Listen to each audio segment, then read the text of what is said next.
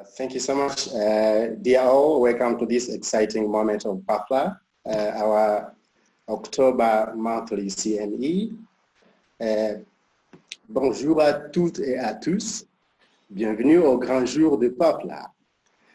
Sentez-vous à l'aise et à la maison. As we celebrate its very first birthday, PAFLA welcomes you to this CME. I'm Dr. Oscar Muzerwa, and I'm very honored to introduce to you our very esteemed speaker of today, Professor Wafa Hamdi. We've gone so far to the Mediterranean Sea coastline of Africa in our beautiful Tunisia at Kasab Institute, and we find who is a rheumatologist. Professor Wafa Hamdi is the head of Department of Rheumatology at Kasab Institute, which is the center, the public center dedicated to musculoskeletal diseases in Tunisia. She's a coordinator of the section of rheumatology at the Faculty of Medicine at the University of Tunis El Manal. She's also the associate secretary of Tunisian League Against Rheumatism. Professor Wafa Hamdi is a member of Arab Adult Arthritis Awareness Group, and she's an active member of PAFLA Co-working Task Force. Professor Wafa Hamdi has several responsibilities, as mentioned previously, and she holds several diploma and certificates in rheumatology all around her areas of interest, which are clinical immunology, musculoskeletal ultrasound, pediatric rheumatology, epidemiology, and spondyloarthritis. She has an extensive list of publications that go beyond 50 national and international publications. Professor Wafa Hamdi is very excited to introduce to us the best way to save children's joints. She says, our joints matter, but the hip is special. She's going to tell us more about that. As ground rules, we have a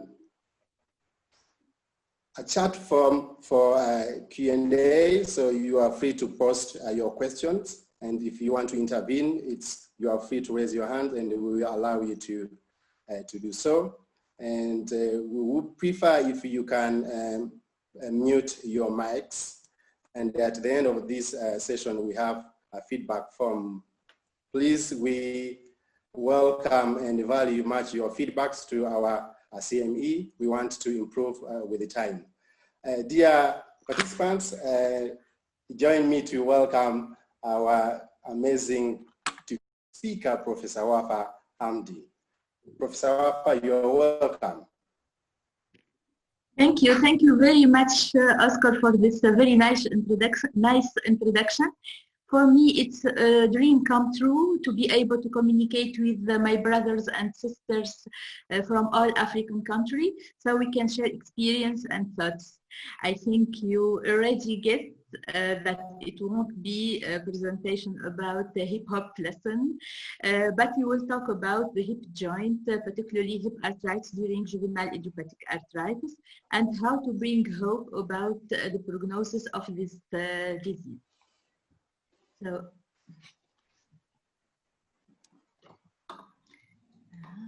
So I have no disclosure to declare for this presentation. Our objectives are how to assess clinical and radiographic expression of hip arthritis in patients with juvenile idiopathic arthritis, and to discuss main differential diagnosis.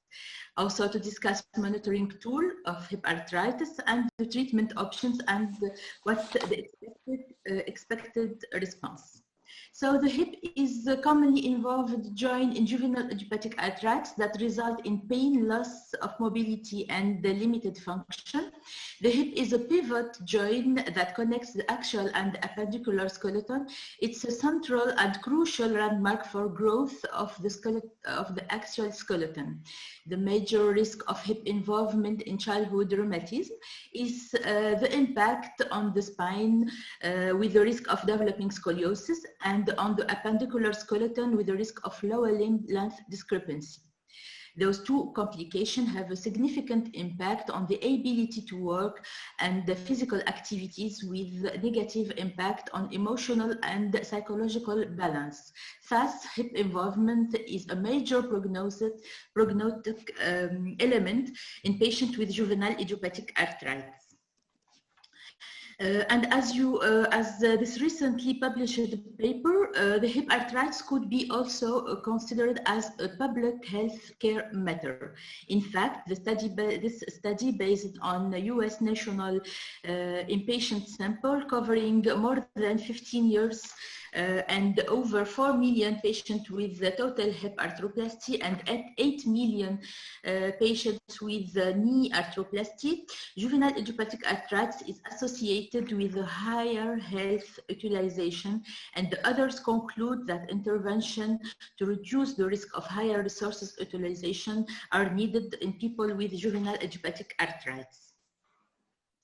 Well, we will start with our first case. So we have here a 9-year-old boy.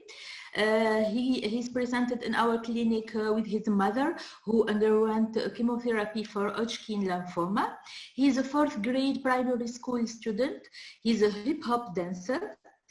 And he's complaining of buttock and left groin pain with difficulties in walking and occasional limping. These symptoms began 4 weeks ago, progressively, with no fever, no trauma, but he said that he did a lot of exercises with his team recently. The pain was mostly diurnal. It's also nocturnal, and do not prevent him from walking, running, and playing. He's a very active and courageous boy, but this pain has worsened the past few days and was associated with pain in the left knee and ankle. So, in your opinion, which of these symptoms indicate or reflect a hip involvement? Do you think that knee pain? Please vote. It's a multiple choice question. You have 13 seconds to submit your answer, please. Do you think that knee pain, limping, buttock pain, or groin pain, or ankle pain could reflect hip involvement? You have the pause, few seconds to end the poll, please respond.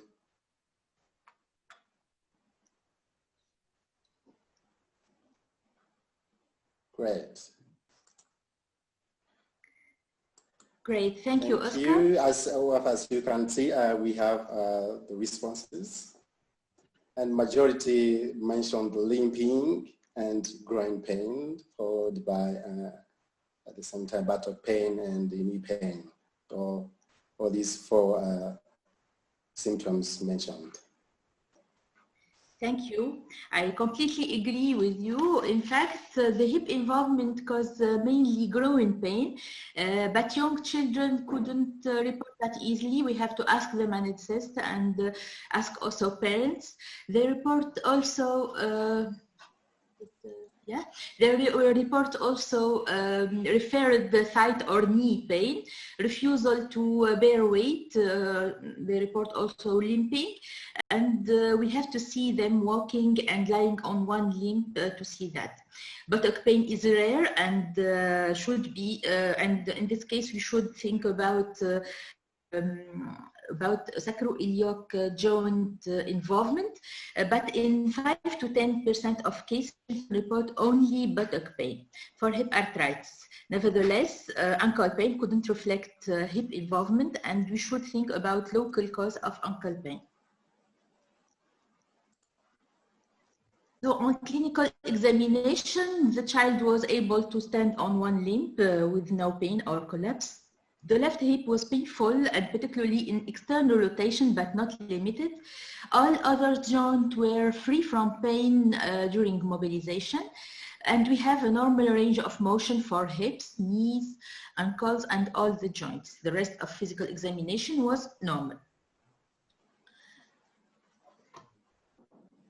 So what we should propose for this child, we can reassure their mom and tell her that the kid is fine and he can go home.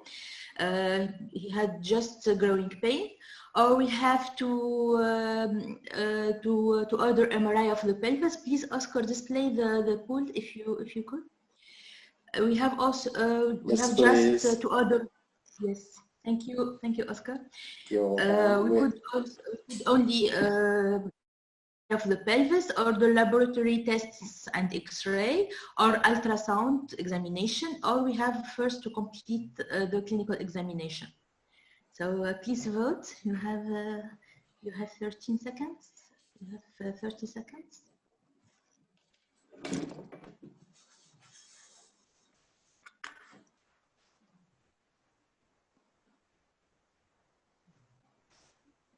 Thank you. I think we can end. And as you can see, Wafa, majority one complete clinical exam. Exact. We have first to complete the clinical exam, and we should proceed to a buttock examination, and particularly we have to do the Faber or Patrick test. We will have the child lying supine. We have to place the leg passively brought to flexion, abduction, external rotation, with the foot resting on the opposite knee, and we have to proceed to press down gently the knee, and also to press also the opposite superior.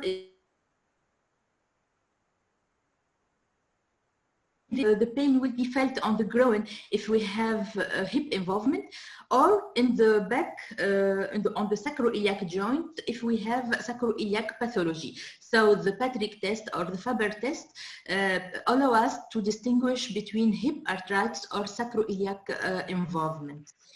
We also should proceed to spine examination to see if there is associated spinal involvement or scoliosis, and to see the impact of on the equilibrium of. We should also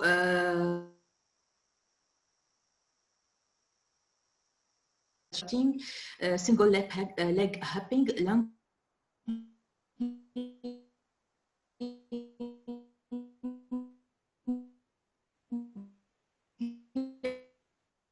zigzag running and sitting laying on his side, and that could confirm a great trochanter or medius gluteus synthesis involvement.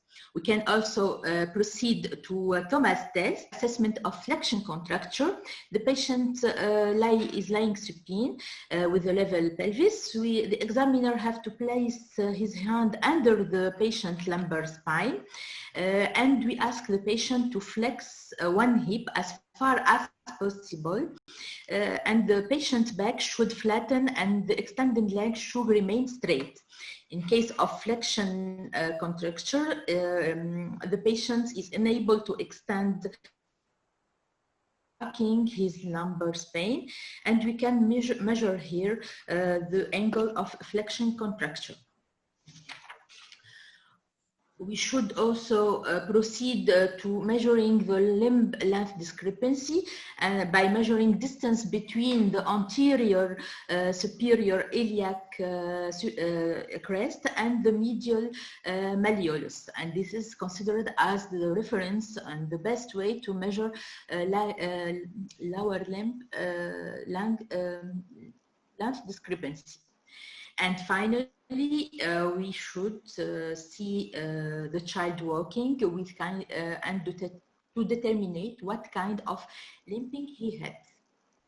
And according to you, which of these type of limping is associated with acute hip arthritis? Is it avoidance limping, balance limping, greeting limping, synchronduction limping, or to walking? You have the poll. 5 seconds.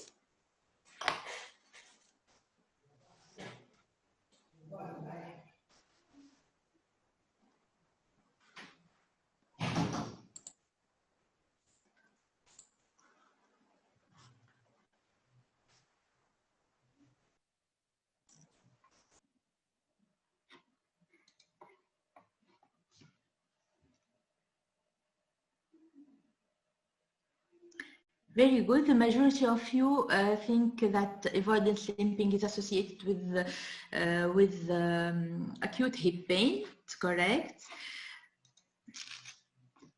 In fact, avoidance limping or intelligent gait.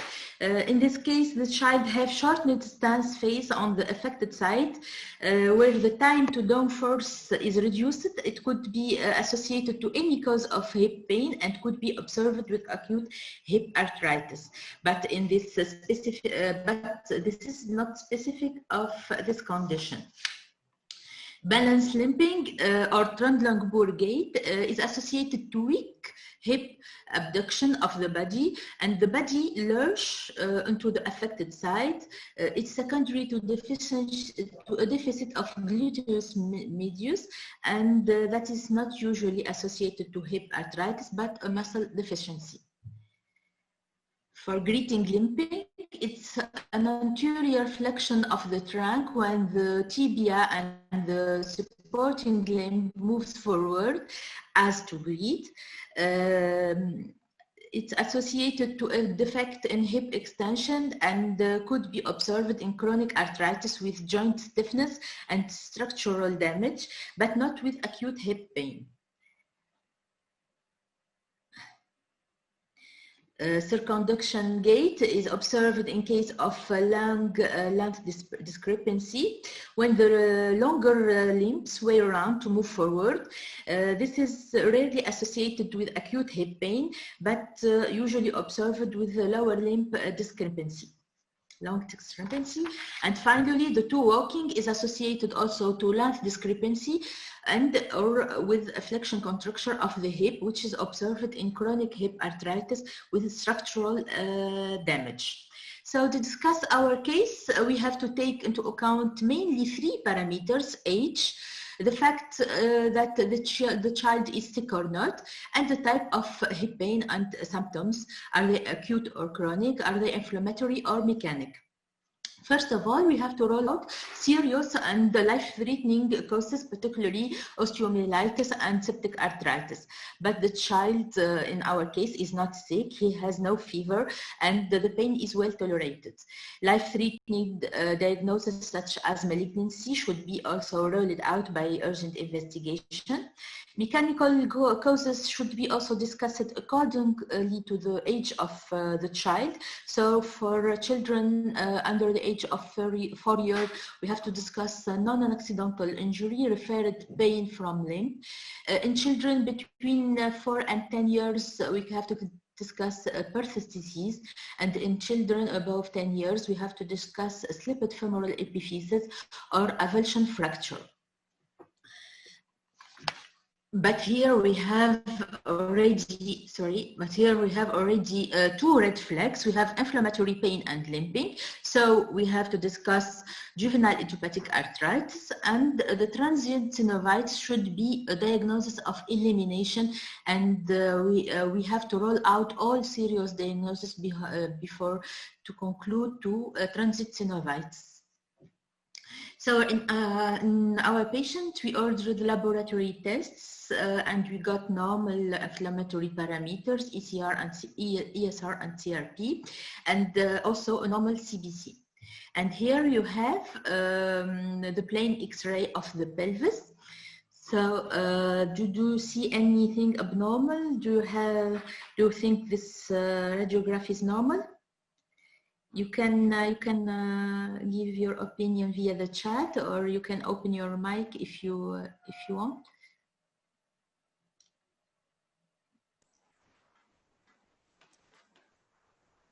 If you raise your hand, I will be able to communicate.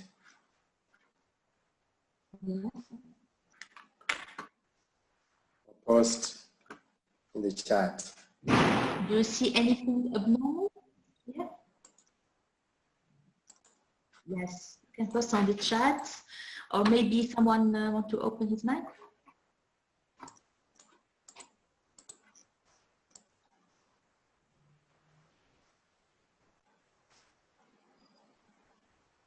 So we have first we have to focus on the left hip.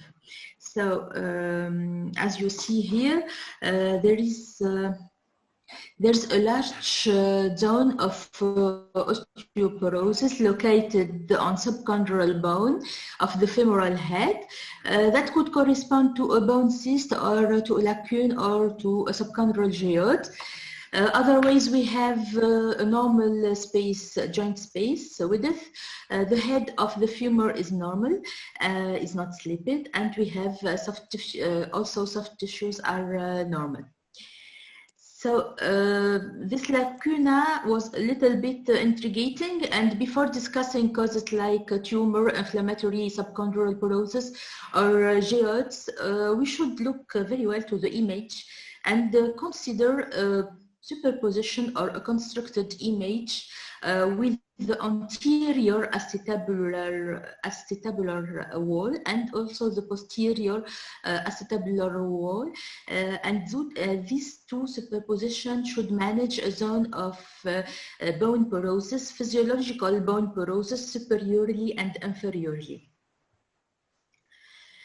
We should also look at the sacroiliac joints, and here you have an enlargement of the joint space and an irregular subchondral bone, a regular subchondral bone with a sclerosis. And finally, we ordered an MRI of the pelvis that shows sacroiliitis on the both sides and an effusion of the left hip with a normal signal on the femoral head bone.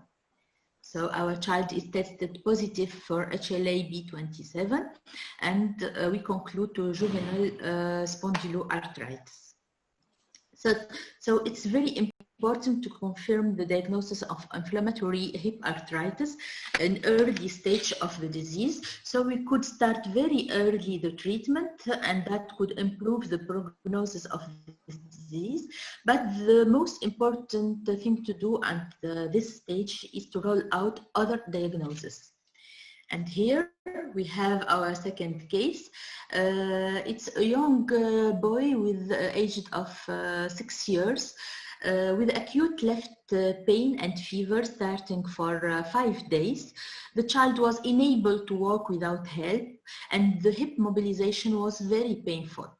We got here normal biologic parameters. We have no inflammatory parameters, and the leukocyte count was normal. Also, you have here the pelvis, the X-ray, which seems to be normal in my hand. And we performed an ultrasound of the hip. So the ultrasound shows hip joint effusion. So do you think that according to this data, we should conclude to a transient synovitis?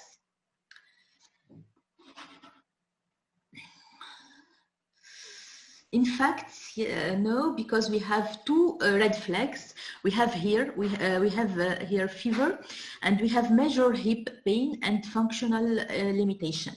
So we ordered MRI of the pelvis. That shows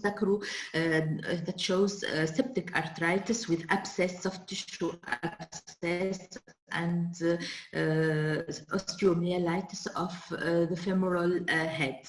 So the diagnosis was septic arthritis associated to osteomyelitis, and because of some difficulties to schedule the MRI, we have a delayed diagnosis and a delayed treatment. And here you have the outcomes 6 years later with severe structural damage of the hip and the lower limb discrepancy of 3 centimeters.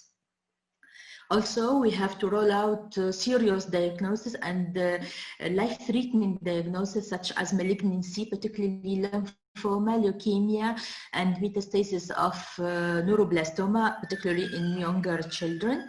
Osteosarcoma is the most common bone cancer in teens, and usually develops in the area where the bone is growing quickly, such as near the end of the leg or the arm bones. It often causes bone pain that gets worse at night or with activity. Also, we have to discuss Ewing sarcoma, which is a less common type of bone cancer.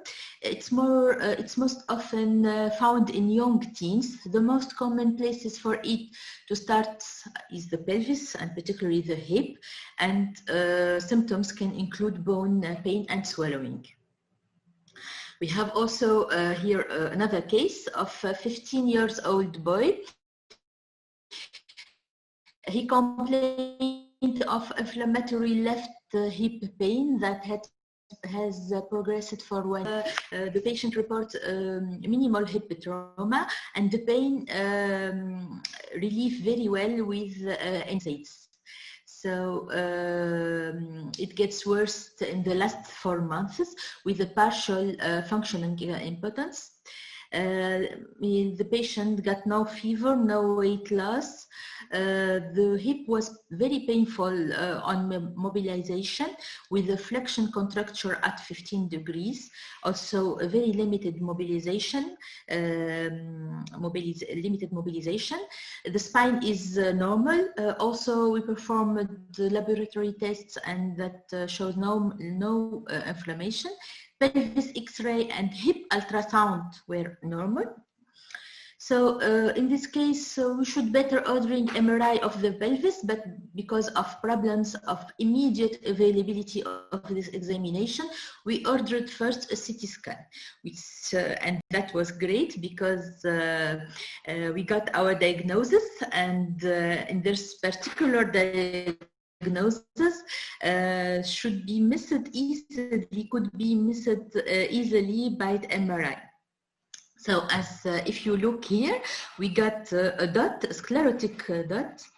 Here I'm looking for my flash.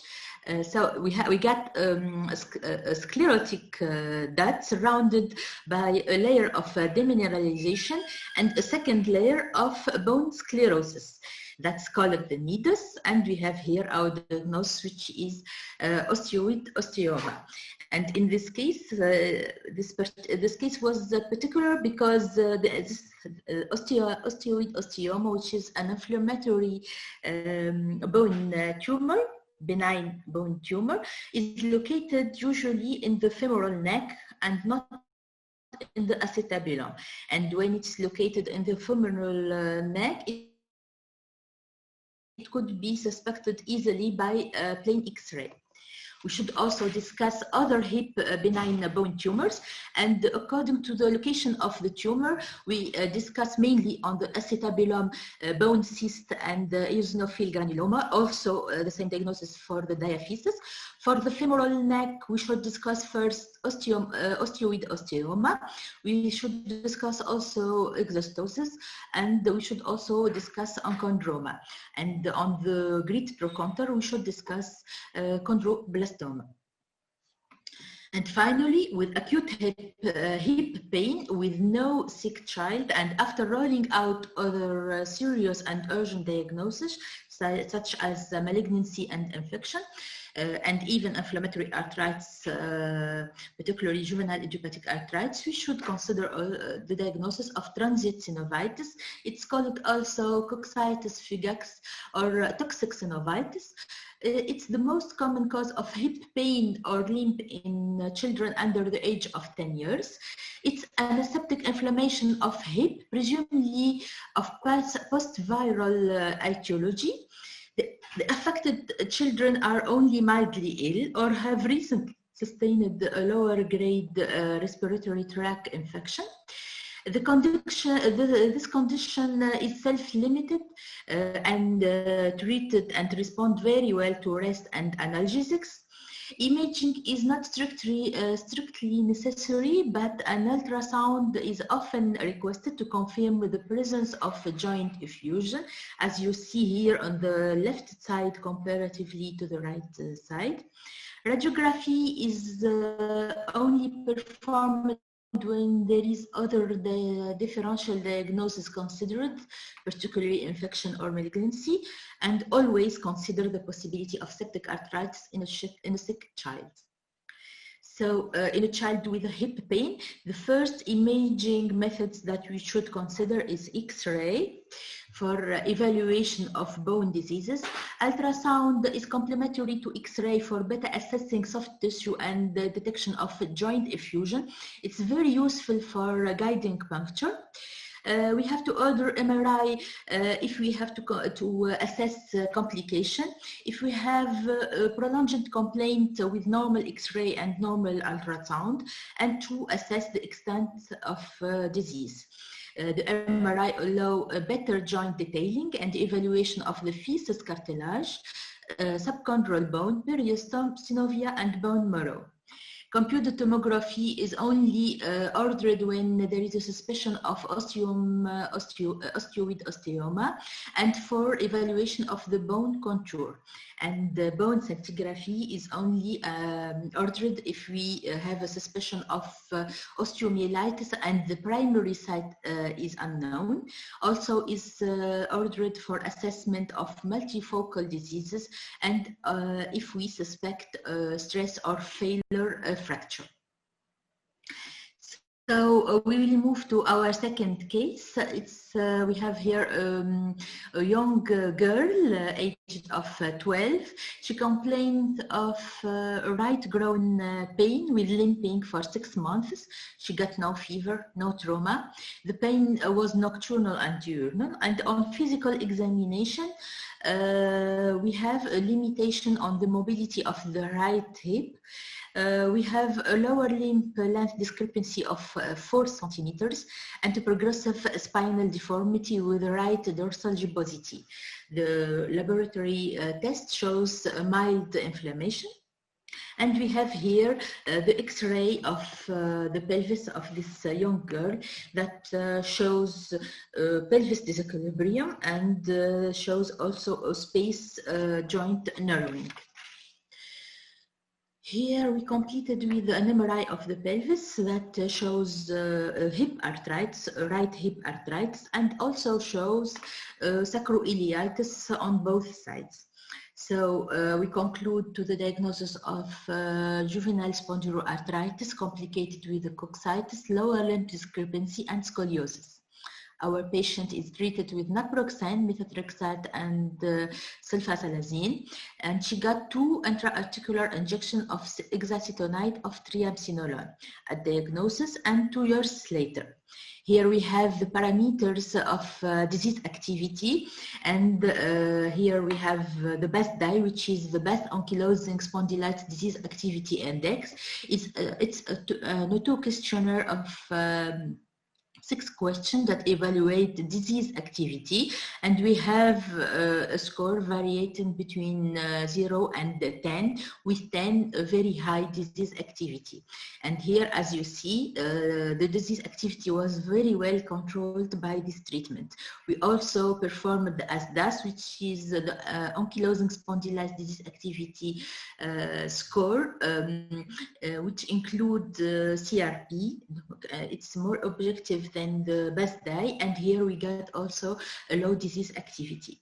Nevertheless, when performing the parameters that assess the functional impairment, we got a very high score of BASFI. BASFI is a Bath Ankylosing Spondylitis Functional Index.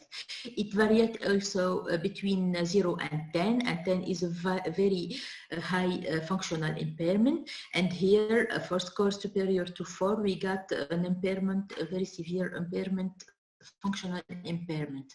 We also performed the Loken score, which is a score specific of hip arthritis, and we got here a score confirming a hip impairment, a functional impairment on the right side, a severe hip impairment of on the right side. 2 years later, we got here the radiography that shows the correction of the pelvis disequilibrium, but we have here a narrowing of the joint width space. And we got here the EOS that evaluate the equilibrium of the skeleton. And as you see here, the child still has the flexion contracture of the right hip. The scoliosis go better with the little correction of the scoliosis, but we have here a very important lordosis of the lumbar spine. And as you see, with this treatment, the disease activity was well controlled by this treatment, but we have a functional impairment that didn't improve with this treatment. And here arises the problem of how to evaluate, how to assess the hip arthritis in juvenile idiopathic arthritis. Are there any specific tools for monitoring hip arthritis? So please, Oscar, display the poll. So according to you, can you see the poll? Yeah, thank you. According to you, do you think that among these parameters there is specific parameters for monitoring hip arthritis? Lecan index, pelvis X-ray, JADAS, the JAMAR, the measuring maximum distance walking, or ultrasound examination? You can have more than one good response. Yeah, a few seconds remaining. Yeah.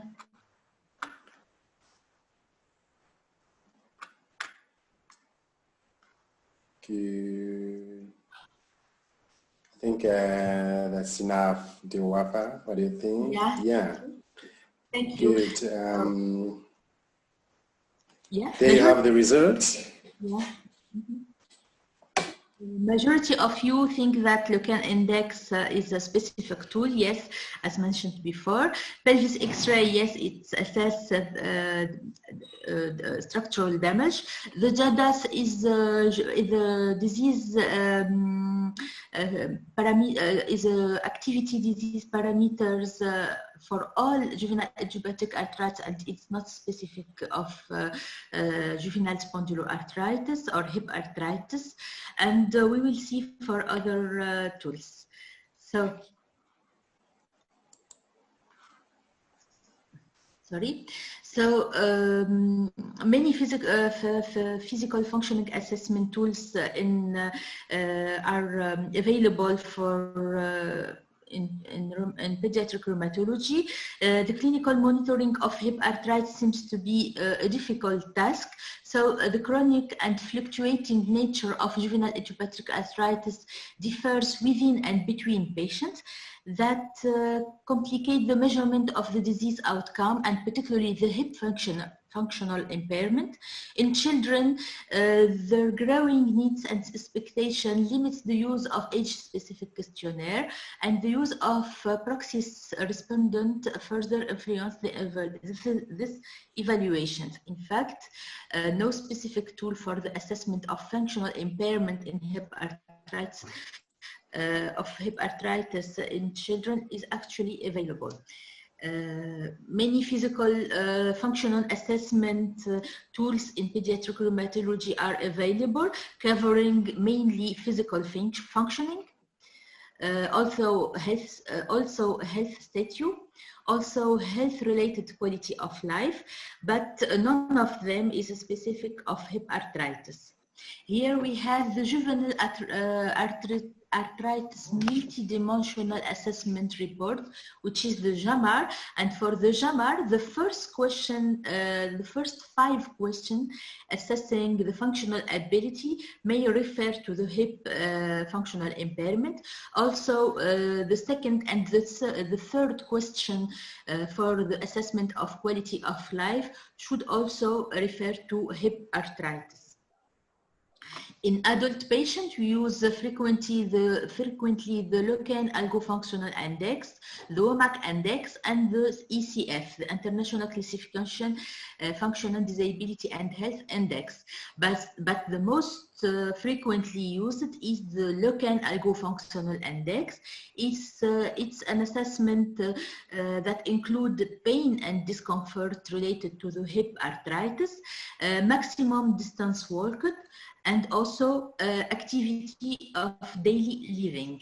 But above all, the major benefit or advantage of this index is that it allows to us to estimate the handicap degree. And as you see here, for low score under 4, for example, we have a mild handicap, but for very high scores, more than 14, we have an extremely severe handicap, and this is frequently an indication for surgery, for hip surgery.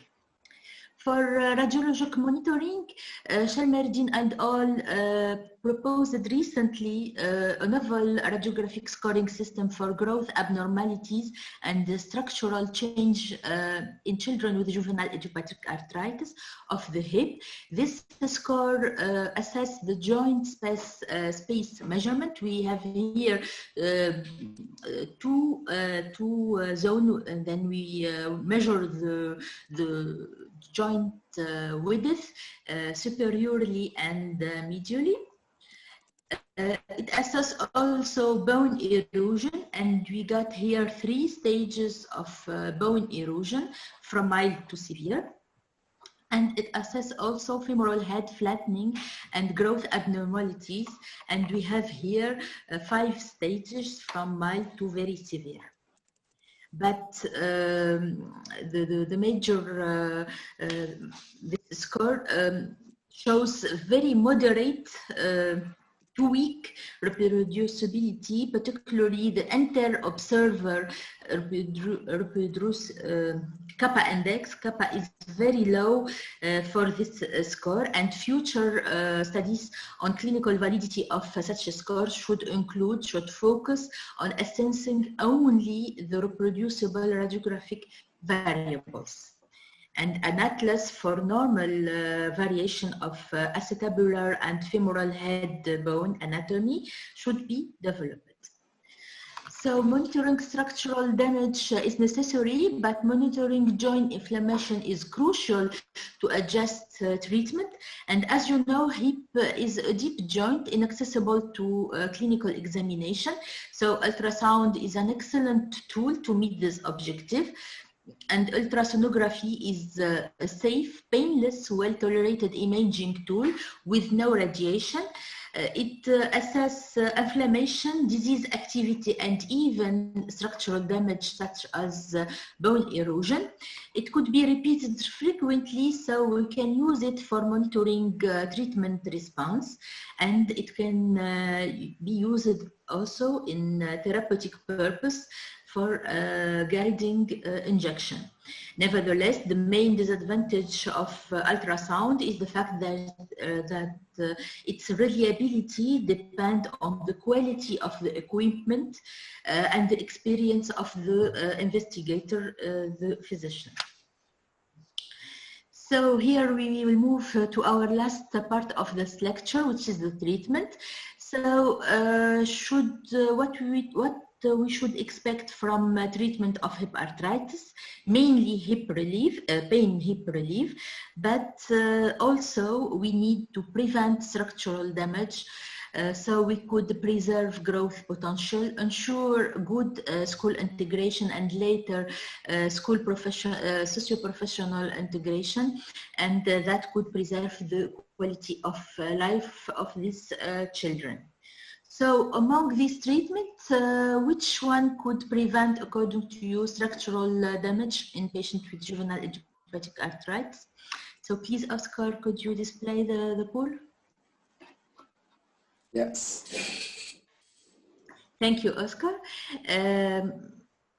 Do you think that intra-articular corticosteroid could prevent structural damage, or TNF-alpha treatment, or conventional synthetics disease-modifying anti-rheumatic drugs, the CS-DMARDs, or anti-EL6, or none of all these propositions?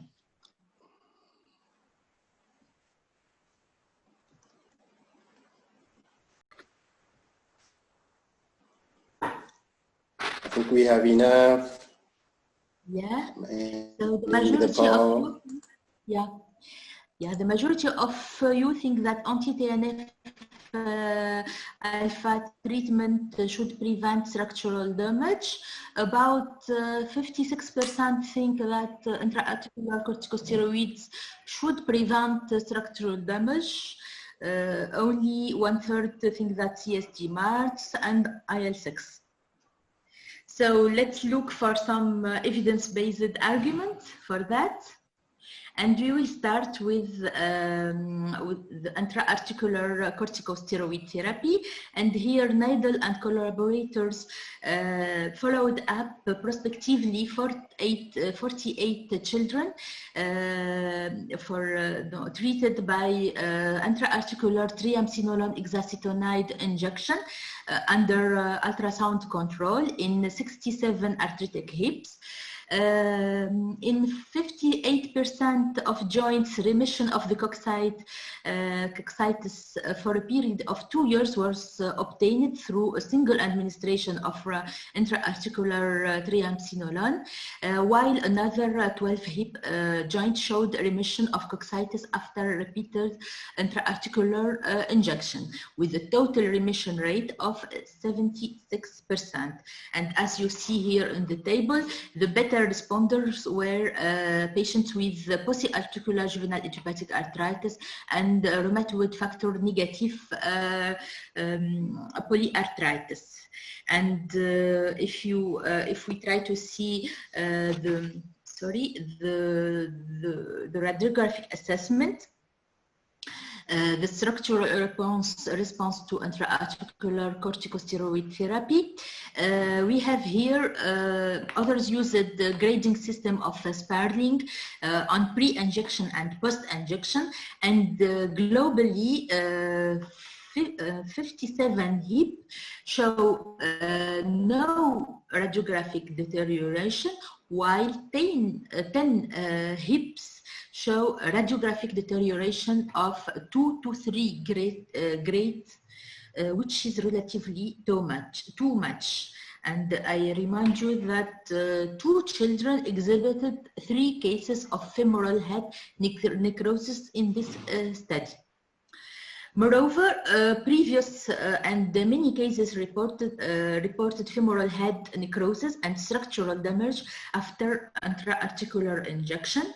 And this concern was confirmed by this very recent paper just published last week, and others confirmed the risk of osteochondral lesion associated to hip injection, intra-articular injection of corticosteroid. So the others underwent a retrospective data assessment and comparative analysis of skeletally immature juvenile idiopathic arthritis patients treated with intra-articular corticosteroids over 25 years, and they show that osteochondral lesion was associated with a hazard ratio of 8, which is too much, with intra-articular injection of corticosteroid. And here we have an excellent review of the literature made by our friend Chris Scott from South Africa, who performed a review of intra-articular corticoid therapy in juvenile idiopathic arthritis. So he found that the predictors of favorable response was first injection, oligoarthritis, shorter disease duration, younger age, male sex, injection on the knee and the extremity, upper extremity joints, higher ECR, current methotrexate therapy. But among predictors of poor response, we found here injection in the hip. And among main side effects of intra-articular therapy, corticosteroid therapy, we found here vascular necrosis of bone. So here we have a real concern of bone deterioration or a risk of vascular necrosis of a bone related to intra-articular corticosteroid therapy. So for CSD marts, unfortunately, I didn't find any data. In our department, we give the children methotrexate when tolerated, and if we have no other therapeutic options such as biologic. But I'm curious to know about your experience. So please, if you could share your experience, how do you manage this patient in your department? Please share your thoughts via the chat, and we can discuss that later at the end of the lecture if you want. And we move to biotherapy, and we will start with TNF therapy. Efficacy and safety of TNF therapy antagonist in patients with juvenile idiopathic arthritis was confirmed by Sulpice and collaborators in this paper. So they performed a retrospective review of the medical chart of 20 patients with a mean age of 11 years at diagnosis. The median time from diagnosis to initiation of TNF antagonist therapy was 41 months, and the majority of patients used etanercept. So remission was achieved in 59% of cases after 3 months, and in 70% after 6 to 12 months. And as you see here, hip pain was relieved in the half of patients. What about the structural response to this treatment? We got here 2 case reports of patients with a severe rheumatoid factor positive juvenile idiopathic arthritis who showed improvement of joint space narrowing and subchondral erosion in hip joint when treated with etanercept in combination with methotrexate at least in 1 year. And as you see here in this serial radiographs, the improvement of the space joint width with this treatment. So there is also 2 Japanese cases so were also published, but with different TNF inhibitors. So the mechanism of bone erosion and joint space narrowing repair are unclear. One study investigated whether bone erosion in rheumatoid arthritis patients shows evidence of repair in metacarpophalangeal joints when treated with TNF inhibitors and methotrexate.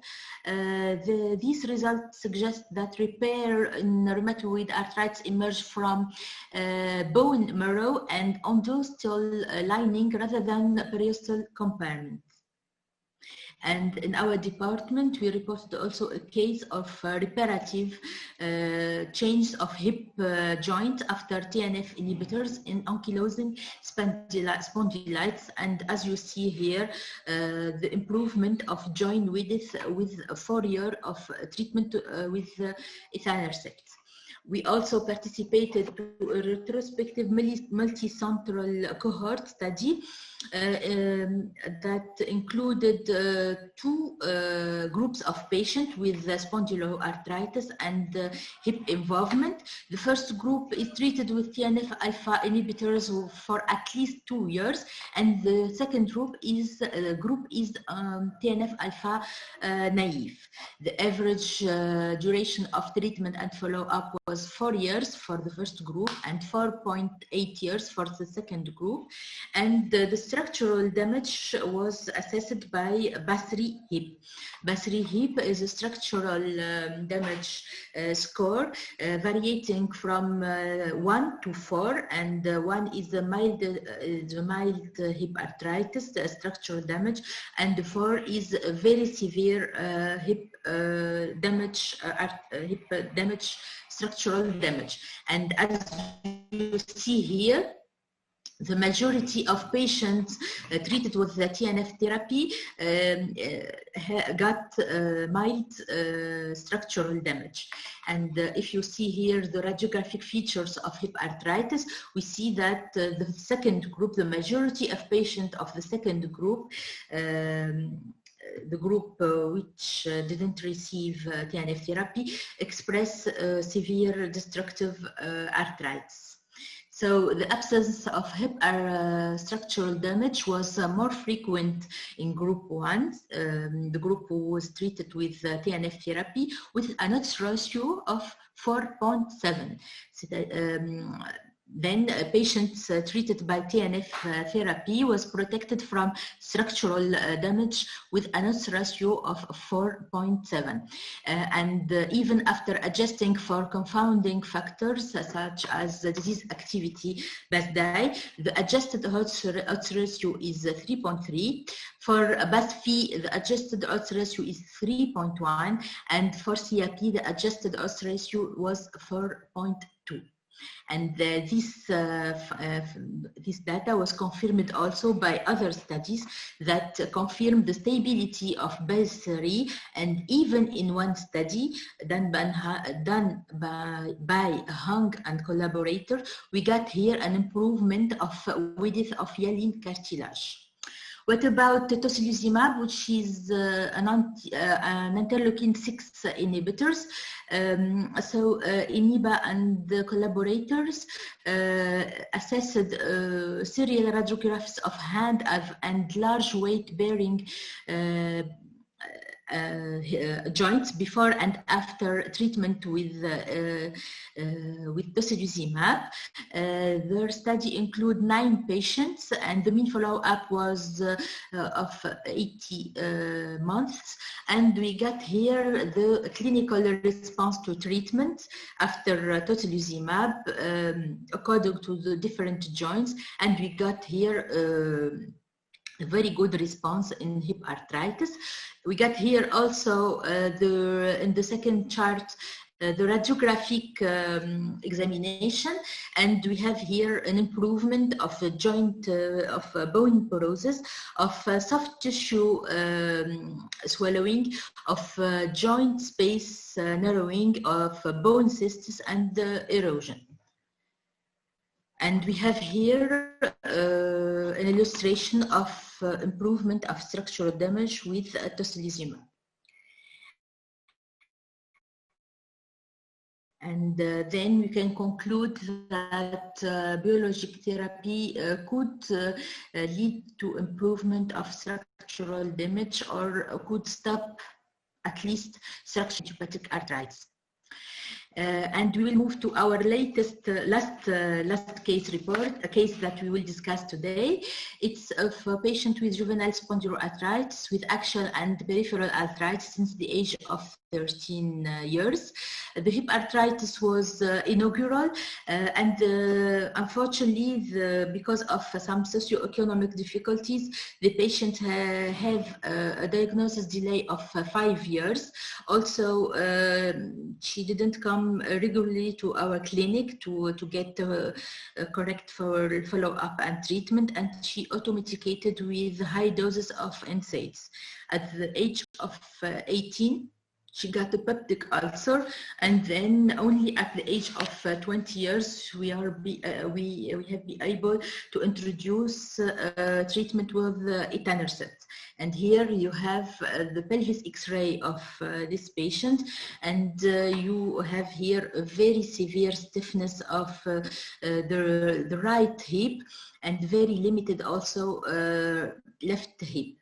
And if you see here, we have a very specific radiologic feature of hip arthritis in spondyloarthritis, which is synostasant arthritis with a complete ossification of the capsule, of the joint capsule. And you suspect that this joint is unable to move. They have 0 degrees of mobility, and we have limited, very limited also left joint, left hip arthritis with a destructive arthritis.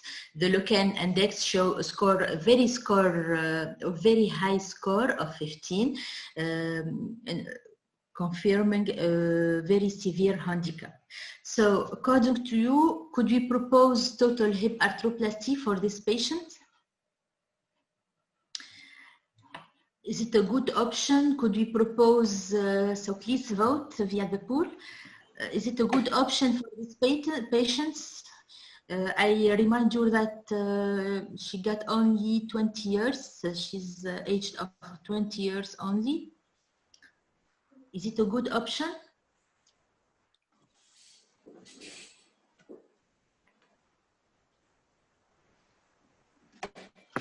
A few seconds,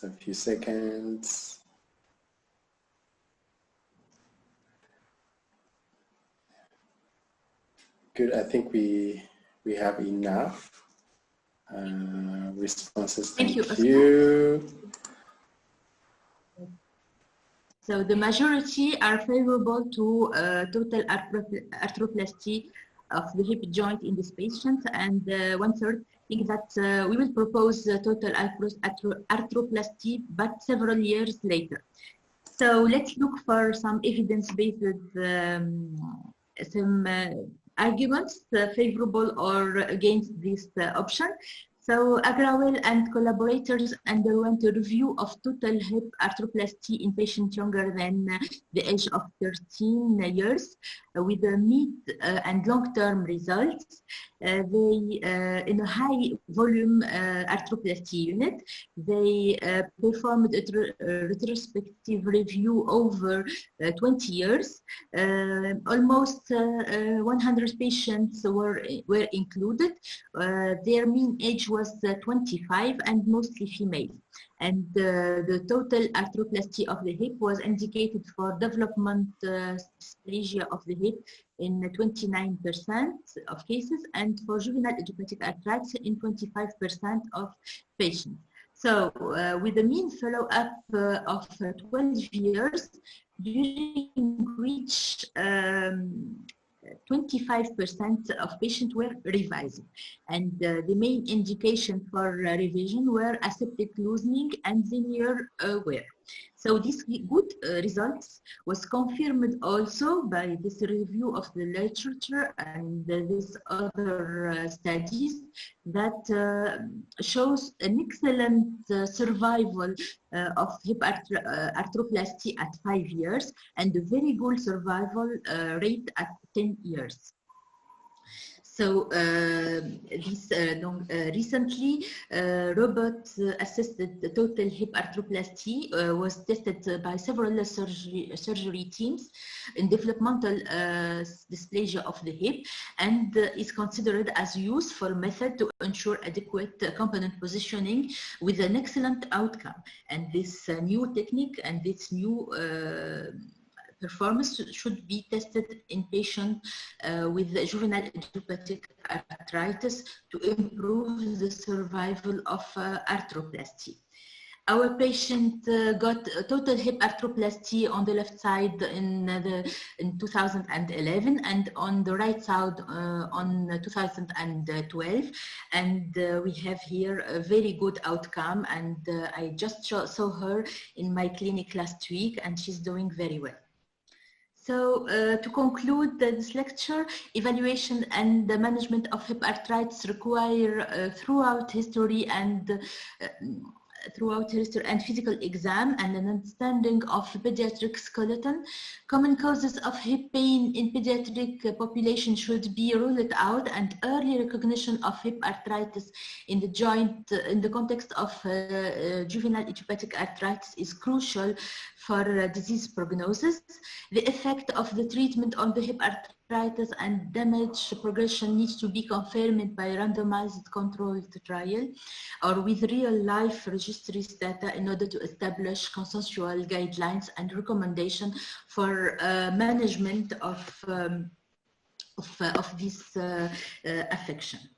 So as you see here, too much things should be done in the research in this field, and in our department we work on the multi-central project of assessment of risk factors and prognosis factors of hip arthritis and juvenile idiopathic arthritis in collaboration with the GEAR cohort, which is a multinational registry including patients from Europe and also from Africa. Africa, from Morocco and Tunisia.